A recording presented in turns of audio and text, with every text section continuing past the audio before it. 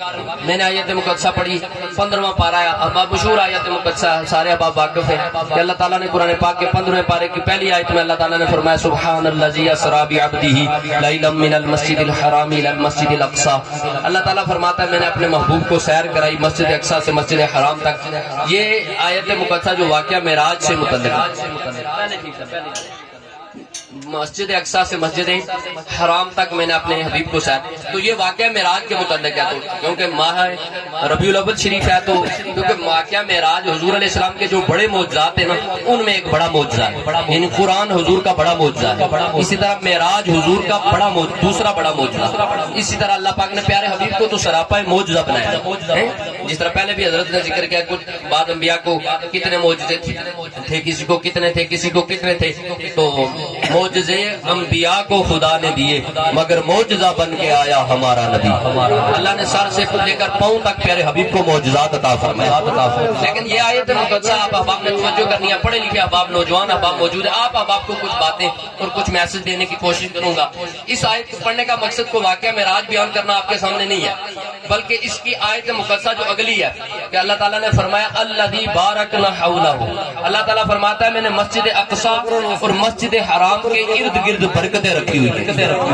اب اس پہ بات کرنی ہے، وہ مسجد اقصی جس کے بارے میں رب کہتا ہے کہ میں نے اس کے ارد گرد برکتیں رکھی ہیں، اب اس مسجد اقصی پہ کیا ہو رہا ہے، کیا ہو رہا ہے اس پہ میں کہ وہ مسجد اقصی، اور یاد رکھیں ایک اور بات بھی شاعر نے یاد کر دی، اس نے کہا ایک مرتبہ طیبہ سے فلسطین میں آ، ایک مرتبہ طیبہ سے فلسطین میں آ، دیکھ رہی ہے مسجد اقصی رسوا تیرا۔ یہ مسجد اقصی یا رسول اللہ آپ کا رسول نبی پاک صلی اللہ علیہ وسلم کی ایک بات آتا، ہم مسجد اقصی سے کیوں آج یہ اتنا مشکل وقت ہے اور مسجد اقصی کا ہم ذکر کرتے ہیں، پھر فلسطین کے آج ساتھ کھڑے ہیں اور ان کے ساتھ محبت کا اظہار کر رہے ہیں، اور جو اس معاملے میں چپ ہیں انشاءاللہ ہم ان پہ لعنت بھی بھیج رہے ہیں، ان کی مذمت بھی کر رہے ہیں، کیونکہ وقت گزر جائے گا۔ وقت قبلہ امیر المجاہدین علامہ حافظ خادم رضوی صاحب فرماتے ہیں، آپ فرماتے تھے وقت کی خوبی ہے وہ گزر جائے گا، آج ان پہ مشکل وقت ہے گزر جائے گا، وقت کی خوبی ہے، لیکن تاریخ میں لکھا جائے گی یہ بات کہ جب فلسطین پر جناب اسرائیل وہ یہودی وہ بدبخت بم گرا رہا تھا، پاکستانی قوم کرکٹ دیکھ رہی تھی، کرکٹ میں سارے دکھ ہویا، ہر بندہ صبح سے تک یہ جی آپ جی کیا کریے راتی اس کے دن ہے فلسطین میں جو اسرائیل کیا کریے یہ اسی نے منہ چکے دن نہیں نکلتا۔ اقبال کہتا ہے ہر کوئی مست میں تن آسانی ہے، تو مسلمان ہے یہ انداز مسلمانی ہے۔ مسلمان کے بارے میں میرے نبی نے فرمایا مسلمان ایک جسم کی طرح ہوتا ہے، جسم کے کبھی کسی ایک حصے کو تکلیف ہوتی ہے تو پورا جسم لرز اٹھتا ہے۔ ہزاروں فلسطینی شہید ہو گئے، ہزاروں بے گھر ہو گئے، کھانا پینا تو دور کی بات، دوائی کی سہولیات تو دور کی بات، پانی کی بھی قلت ہو گئی ہے، لیکن میرے نوجوان کو کبھی میرے نبی نے فرمایا مومن تو جسم کی طرح ہوتا ہے لیکن مسلمان کو کوئی فکر نہیں۔ ہر بندہ میچ کی وجہ سے صبح پریشان سارے تھے لیکن کوئی فلسطین کے مسلمانوں کے لیے پریشان نہیں تھا، اس لیے میں کہتا ہوں اقبال کہتا ہر کوئی مست میں تن آسانی ہے، وہ مسلمان ہے یہ انداز مسلمانی ہے، نہ فقر حیدر نہ دولت آسمانی، نہ فقر حیدر نہ دولت آسمانی، کچھ دولت عثمانی، تجھ کو اپنے اسلاف سے کیا نسبت روحانی، وہ معزز تھے زمانے میں مسلمان ہو کر اور تم خار ہوئے تارک قرآن۔ آج نے مجھے پوچھا نا میں کیا ہونا اسی سارا پتایا، دعان پیرنی اے گلو نہیں، کھاڈن پیرنی اے گلو نہیں، احبالو جدا سارا اسی پتایا، لیکن اذان نہیں پڑھنا، اسے ہونا اذان پڑھتا عظیمی شرمچنا، اسے ہو نعت پڑھتا عظیمی شرمچنا۔ میں اکثر ایک ربیع الاول شریف نے نعرے لانے سے تو میں نوجوانی ہے میں تو ہی نعرے لا انا جی میں شرم نہیں، میں تو بے شرم سمجھنا جڑا سے سبحان اللہ نے۔ اب آپ اسی کر بات حقیقت اور سچی یہ ہے، میرا نوجوان کرکٹ کے بارے میں جانتا ہے، فلم چلتی ہے نا تو اسے سارا پتا ہوتا ہے یہ کس رائٹر نے لکھی، اس میں کون سا گانا ہے، گانا لگتا ہے تو اسے پتا چلتا ہے یہ کس فلم کا ہے، لیکن اذان اسے پڑھنی کوئی نہیں آتی، اذان کی باری کہتا ہے مجھے شرم آتی ہے۔ اقبال اس پہ بھی بول اٹھانا، اس نے کہا ہم کون ہیں ہم کیا ہے باخدا کچھ یاد نہیں، اپنے اسلاف کی کوئی بھی ادا یاد نہیں ہے، یاد تو بس کافر کے ترانے نہیں، یاد تو مسجد کی صدا، کس کو اپنے اسلاف کی۔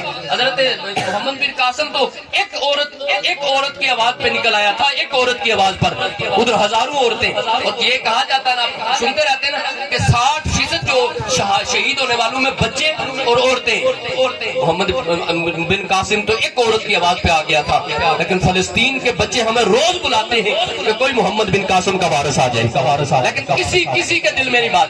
تو احباب ذکر ہم فلسطینیوں کے ساتھ کھڑے ہیں اور ہمارا محبت کا رشتہ اس لیے ہے فلسطین اور بیت المقدس سے۔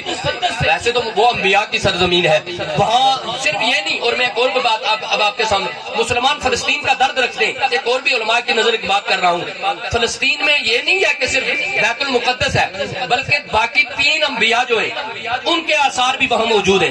حضرت عیسیٰ علیہ السلام کا پنگوڑا جو جھولا تھا جس میں آپ بچپن میں کھیلتے تھے وہ وہاں موجود ہے، جس جگہ سے آپ اٹھائے گئے آسمان کی طرف وہ بھی موجود ہے، باقی نبیوں کے بھی آثار موجود ہیں، لیکن فلسطین اور بیت المقدس کی آزادی کے لیے صرف مسلمان بات بلند کرتا ہے۔ کیوں کہ مسلمانوں کا یہ عقیدہ ہے کہ کسی نبی کے بارے میں کوئی اگر ادنا بھی توہین کرے گا تو اسلام سے خارج ہو جائے۔ ہم ہر نبی کا احترام کرتے ہیں، ہر نبی کے جو آثار ہیں، ہر نبی کے ساتھ جو نسبت والی چیزیں ہم ان کا حیا کرتے ہیں۔ بیت المقدس سے تو ویسے بڑی محبت ہے کہ وہ ہمارا قبلہ اول ہے، لیکن بیت المقدس سے محبت کی ایک عشق والی وجہ یہ ہے کہ میرے نبی نے بیت المقدس کی طرف مڑ کر 17 مہینے نمازیں پڑھی ہیں۔ ہم اس کا احترام اور اس لیے اس سے محبت کرتے ہیں۔ حضرت سیدنا عمر فاروق کے بارے میں ملتا ہے، آپ نے نا حجر اسود کو دیکھا اور چوم کر کہا اے حجر اسود تو پتھر ہے تو پتھر، لیکن تجھے چوم پتھر ہونے کی وجہ سے نہیں رہا، تجھے اس لیے چوم رہا ہوں کہ میرے نبی نے تمہیں چوما ہے۔ بیت المقدس سے محبت اور اس کی عزت اور اس کے لیے جانیں قربان کرنے کا یہ جذبہ اس لیے ہے کہ میرے نبی نے بیت المقدس کی طرف مڑ کے 17 مہینے نمازیں ادا کی۔ ایک لطیف بات بھی آپ کے سامنے عرض کر دوں، جب یہ جو واقعہ معراج ہوا نا، واقعہ معراج مسجد اقصی کی، تو جب ہوا نا یہ واقعہ معراج، تو جو لوگ واقعہ معراج کا انکار کرنے لگے وہ حضور کے پاس آ گئے، جی یہ کیسے ہو سکتا ہے کہ بندہ مسجد اقصی سے مسجد حرام کا سفر کرے اور پھر جناب 7 آسمانوں کا سفر کرے، پھر جنت کا کرے، پھر جناب والا نمازیں کم اور اتنا، اور پھر رات کا بھی مختلف، یعنی اتنا شارٹ وقت میں یہ نہیں ہو سکتا۔ تو انہوں نے طرح طرح کے سوال کیے، انہوں نے ایک سوال انہوں نے یہ کیا کہ اگر آپ نے مسجد اقصی گئے ہیں، کیونکہ اس وقت بظاہر حضور مسجد اقصی نہیں گئے تھے بظاہر، تو اس نے کہا جی، وہ کہنے لگے کہ اگر آپ نے مسجد اقصی دیکھی ہے تو پھر بتاؤ مسجد اقصی کیسی ہے۔ تو نبی پاک صلی اللہ علیہ وسلم سے جب انہوں نے پوچھا کہ بتاؤ مسجد اقصی کے ستون کتنے، آپ سے پوچھا اس کی کھڑکیاں کتنی ہیں، اس کے دروازے کتنے، اب مجھے کوئی ایسی جگہ کی پوچھے جس کے بارے میں ہمیں پتہ ہی نہ ہو، میں گیا ہی نہ ہوں، تو میں کیسے بتا سکتا ہوں۔ لیکن جب میرے نبی سے پوچھا تو میرے نبی سے جو بات پوچھتے میرے نبی بتاتے جاتے تھے، کیونکہ ہمارا عقیدہ جو ہو چکا ہے، جو ہوگا حضور جانتے۔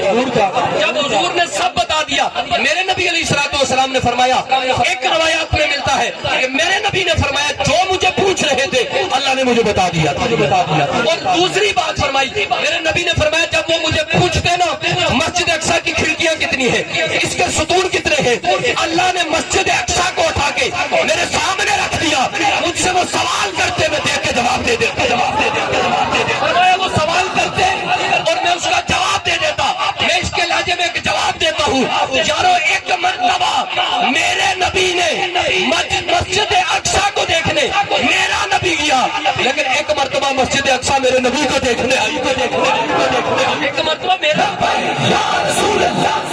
ایک مرتبہ میرے نبی مسجد اقصی کو دیکھنے کے، ایک مرتبہ مسجد اقصی میرے نبی کو دیکھنے آئی۔ مسجد اقصی کے ساتھ محبت اور رشتہ اس لیے ہے۔ اور واقعہ معراج کی ایک اور بات بھی آ، جب انہوں نے کہا جی ہو سکتا ہے کسی نے بتا دیا ہو یا حضور نے پہلے معلومات کر لی ہو، تو اس لیے انہوں نے کہا نہیں جی کوئی اور نشانی بھی بتائے، تو نبی پاک صلی اللہ علیہ وسلم نے فرمایا ایک قافلہ تھا وہاں راستے میں، جب میں واپس آیا نا وہ ہمارے مکے میں وہ قافلہ واپس آ رہا تھا، تو نبی پاک صلی اللہ علیہ وسلم نے فرمایا وہ ایک جگہ پڑو کیا اور انہوں نے ایک برتن میں پانی رکھا ہوا تھا، میں گزرتے ہوئے میں نے وہ پانی بھی پی لیا، اور میرے نبی نے فرمایا وہ قافلہ اس وقت پہنچے گا اور اس کا پانی میں نے پی لیا۔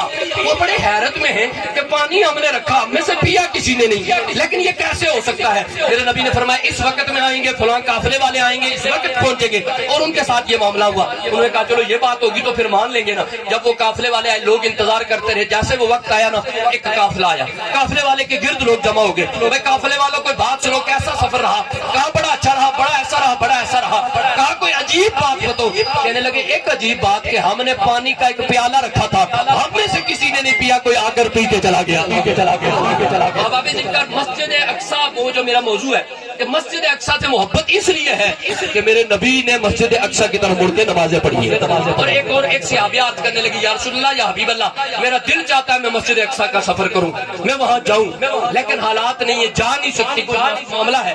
تو نبی پاک صلی اللہ علیہ وسلم نے فرمایا اگر تو نہیں نہ جا سکتی تو اپنی طرف سے تیل بھیج دے تاکہ تیری حاضری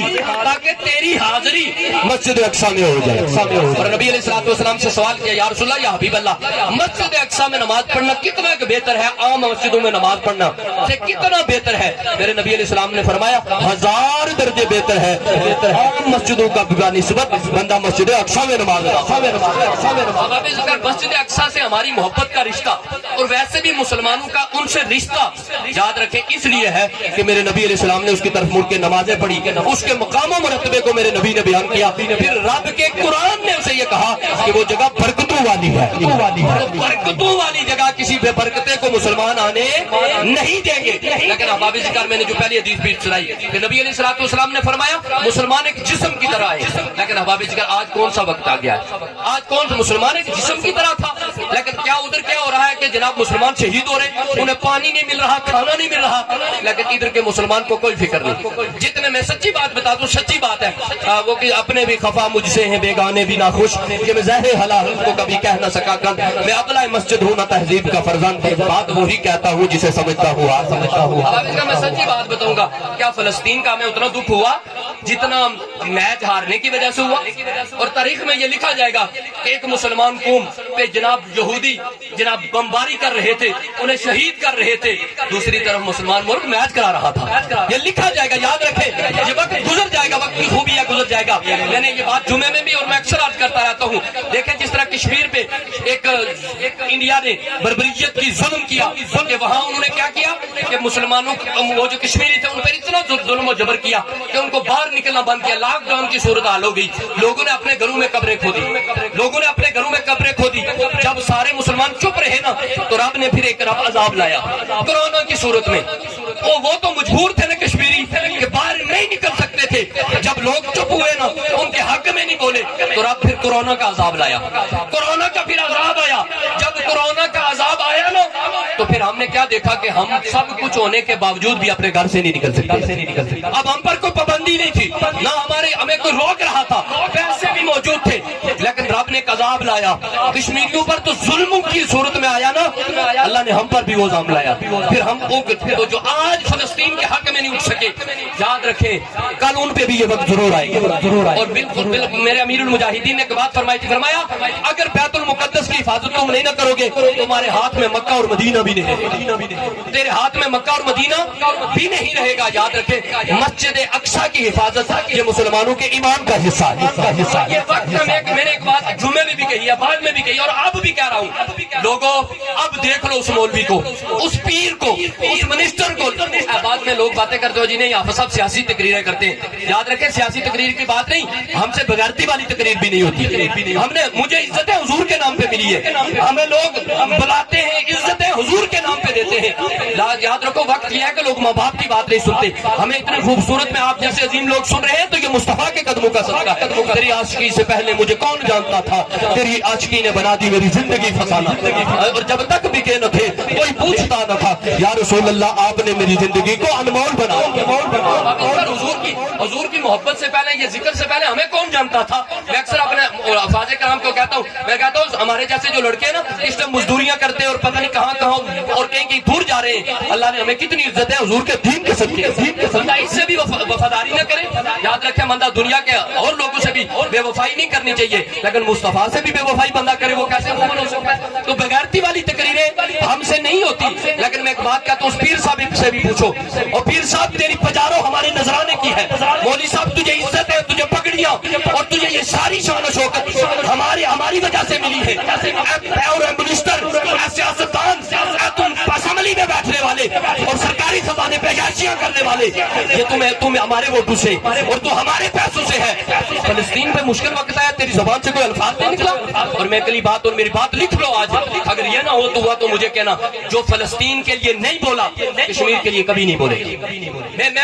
میں اس لیے کہتا ہوں، اب بھی کہتا ہوں، جو اپنے قبلہ اول کے لیے نہیں بولا تمہارے پتھروں کے لیے بولے گا. تمہارے پتھروں کے لیے، ان پتھروں کے لیے وہ بولے گا. جو اپنے قبلہ اول کے لیے فلسطین کے لیے نہیں بولا کبھی بھی نہ سوچو وہ تمہارے پتھروں کے لیے. یاد آج گن لو ان لوگوں کو اور چن لو ان لوگوں کو جو فلسطین کے بارے میں منہ میں دہی دبائے ہوئے ہیں. یہ ہمارے بھی اسی طرح دشمن ہے جس طرح فلسطین. یار کیا سب کچھ ہونے کے باوجود ہم ان کے لیے ایک جملہ نہیں اٹھا سکتے؟ اور جو آج نہیں بول رہا اسے ہمیشہ پوچھو بھائی ہماری نالی پکی ہو جائے گی، ہماری سڑک پکی ہو جائے گی، لیکن اب ایک بم گرا کوئی پکی شے نہیں رہنی ادھر. اصل بات یہ ہے کہ جب تک اسلام اور قانون اسلام اور شریعت باقی نہیں رہے گی ہم میں سے کوئی باقی نہیں رہے گی. ہماری عزتیں، ہماری شانیں، ہمارا وقار اور یہ سب کچھ حضور کی وجہ سے اور دین کی وجہ سے ہے. جب تک حضور کا دین نہیں ہوگا، نبی کی شریعت نہیں ہوگی، تو جس طرح آج فلسطین کے ساتھ کوئی کھڑا نہیں، ہمارے ساتھ بھی کوئی کھڑا نہیں ہوگا. اور یہ کشمیریوں کے لیے اس سے بڑا لمحہ فکریہ ہے. میں نے پہلے جو جملہ کہہ دیا کہ جو بیت المقدس کے لیے، قبلہ اول کے لیے نہیں نکلا تمہارے پتھروں کے لیے کوئی بھی نہیں نکلے گا. اور اس وقت بھی سارے کہیں گے. اور یاد رکھو آج وقت ہے فلسطین کی مدد کا. میں نے کہا نا تاریخ لکھی جائے گی، وقت گزر جائے گا، اللہ انہیں ہمیشہ سرخرو. میرے نبی نے فرمایا بیت المقدس آزاد ہوگا، اس نے آزاد ہو کے ہی رہنا ہے چاہے اس کی مدد کے لیے کوئی بھی آئے. کیونکہ جب رب تعالیٰ کسی قوم کی مدد فرماتا ہے تو پھر اب ابیلوس کے ذریعے بھی کر دیتا ہے. پھر رب تعالیٰ جناب کسی پرندوں کے ذریعے جناب کسی ذریعے سے بھی کر دیتا ہے.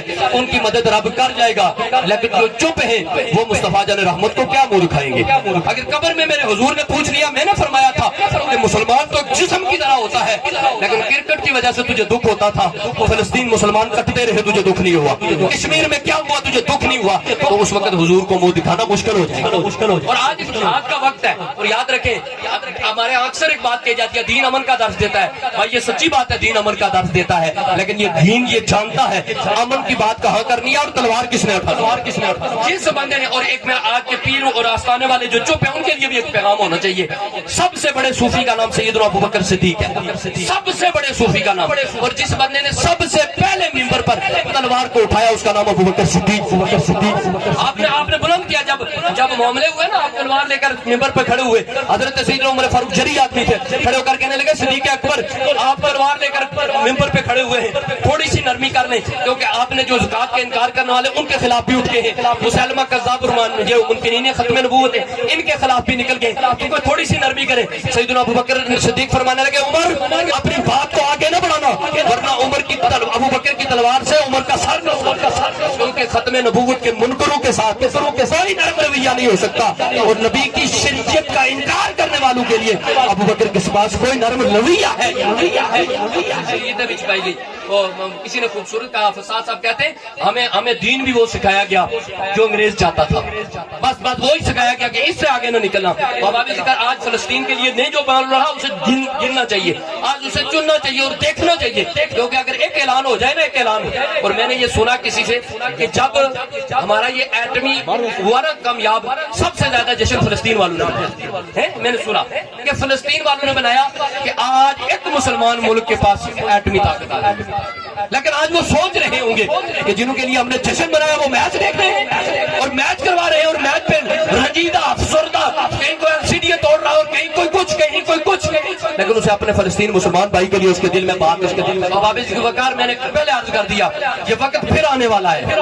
آج ان پہ مشکل وقت ہے، کل ہم پہ آنے والا ہے. جو ان کے لیے نہیں بول سکے یاد رکھیں وہ ہمارے لیے کبھی بھی نہیں بول سکے. کیونکہ مسلمان، یاد رکھیں ایک اور بھی بات آج عرض کر دوں، کافر اکٹھے. نبی اسلام نے فرمایا ایک وقت میری امت پہ آئے گا کہ کافر اکٹھے ہو جائیں گے. فرمایا نا الکفر ملت واحد، فرمایا کفر ایک ملت ہے. آج کفر یہودی نہیں دیکھ رہا، رہا, کوئی کافر نہیں دیکھ رہا, وہ سارے وہ آپس میں اکٹھے ہیں. امریکہ اسرائیل کو کہہ رہا ہے جی میں تیرے ساتھ ہر طرح کے ساتھ, ہر طرح تیرے ساتھ ہوں, ہر طرح تیرے ساتھ ہوں. لیکن کسی مسلمان کی اگر یہ بات ہو جاتی, بھائی فلسطین والوں تم پریشان نہ ہو, ہمارا ایٹم تمہارے لیے حاضر ہے, ہماری فوج تمہارے لیے حاضر ہے, ہمارا ملک تمہارے لیے حاضر ہے, ہم بھی تمہارے ساتھ کھڑے ہیں, تو کیا مزہ نہ آ جاتا؟ تو یار مدد ہو جانی ہے ان کی, ہم نہیں بھی کریں گے ان کی ہو جانی ہے. لیکن یہ لفظ تاریخ میں لکھے گئے جائیں گے کہ کافر کافر کے ساتھ کھڑا تھا لیکن مسلمان مسلمان کے ساتھ کھڑا نہیں. اور یاد رکھیں ہمارا کیا ہو رہا ہے, ہمارے بھی نگران دونوں طرف سے جارحیت کا انداز ہے, دونوں طرف سے جارحیت ہے. بھائی یہ جارحیت ہے کہ ایک بندہ میرے گھر میں آئے اور وہ چوری کرے اور میں اسے روکوں اور اسے ماروں تو آپ کہیں گے نہیں جی اس کو مار کیوں رہے ہیں آپ؟ بھائی وہ چوری کر رہا ہے, اس نے میری زمین کا غصب کیا ہوا ہے. بھائی سنو یار, فرمایا حضور نے فرمایا اگر کسی نے تیری زمین تیرے حق کو غصب کر دیا, فرمایا تو اسے روک, اور اتنا روک کہ اگر وہ تجھے روکتے ہوئے تیری جان چلی جائے. نبی علیہ السلام نے فرمایا اللہ تجھے شہادت کا رتبہ عطا فرمائے. وہ ہے ہی نہیں ادھر, اس گھر کا رہنے والا ہی نہیں, اس نے جناب ادھر پہ قبضہ کیا ہوا ہے. اور پھر کہتے نہیں جی دونوں طرف سے نرم, بھائی نرم رویہ کیا ہونا چاہیے؟ اس نے ہماری زمین کو غصب اور قبضہ کیا ہوا ہے اور ہم چپ ہو جائیں.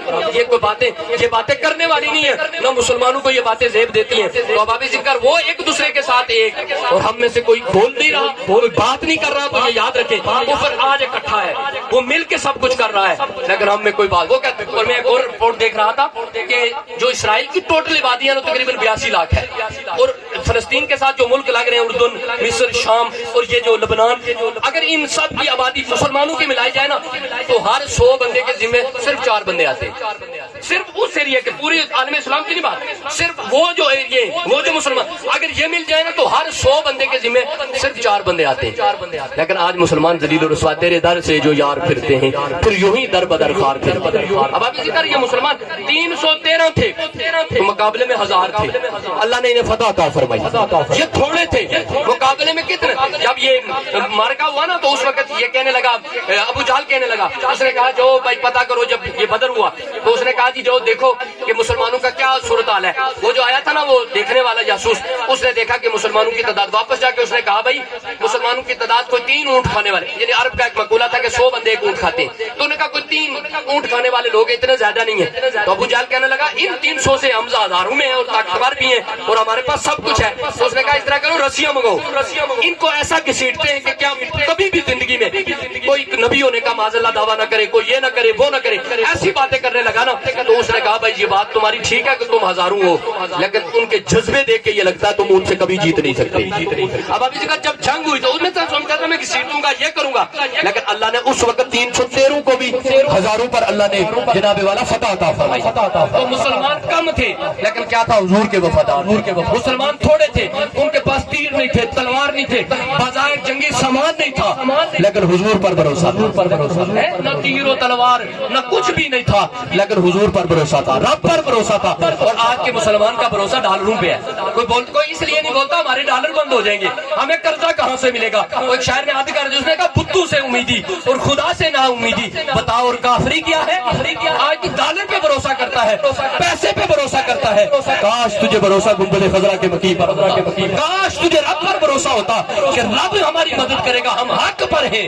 تو اگر آپ آج نکل جاتے تو اللہ زمانے میں تمہیں عزتیں بھی عطا فرماتا, زمانے میں مکمل بھی عطا فرماتا, یہ سب کچھ اللہ تعالیٰ تمہیں عطا فرماتا اگر تمہیں رب پر بھروسہ ہو جاتا. اللہ تعالیٰ کی پاک بارگاہ میں دعا کروں گا اللہ مسلمانوں کو وہ جذبے, وہ غیرت ایمانی اور ہمیں وہ جذبے عطا فرمائے کہ ہم فلسطین کے مسلمانوں کے لیے نکلیں اور جمع ہو. اللہ تعالیٰ کی پاک بارگاہ میں دعا ہے اللہ ہمارے جذبوں کو سلامت رکھے. اللہ تعالیٰ اسی طرح غیرت ایمانی کی زندگی اور اسی میں موت عطا فرما دے. بالخصوص جن احباب نے محفل پاک کا اہتمام کیا, میرے استاد محترم جناب محمد صابر صاحب, بڑی خوبصورت شخصیت ہے, ان کے جملہ صاحبزادگان مفتی راشد ایوب سلطانی, آپ کے جملہ بھائی, اللہ تعالیٰ سب کو برکت, خالد صاحب, عابد صاحب اور جملہ آپ کے بھائی, اللہ تعالیٰ سب کو برکتیں عطا فرمائے. قبلہ علامہ حافظ غلام مصطفیٰ سلطانی, طیب رضا قاری, افراز بھائی اور جملہ جتنے بھی احباب ہیں, اللہ سب کو دارین کی عزتیں عظمتیں عطا فرمائے. اب جس کے جی میں آئے پائے وہ روشنی, ہم نے تو دل جلا کر سر عام رکھ دیا. وآخر دعوانا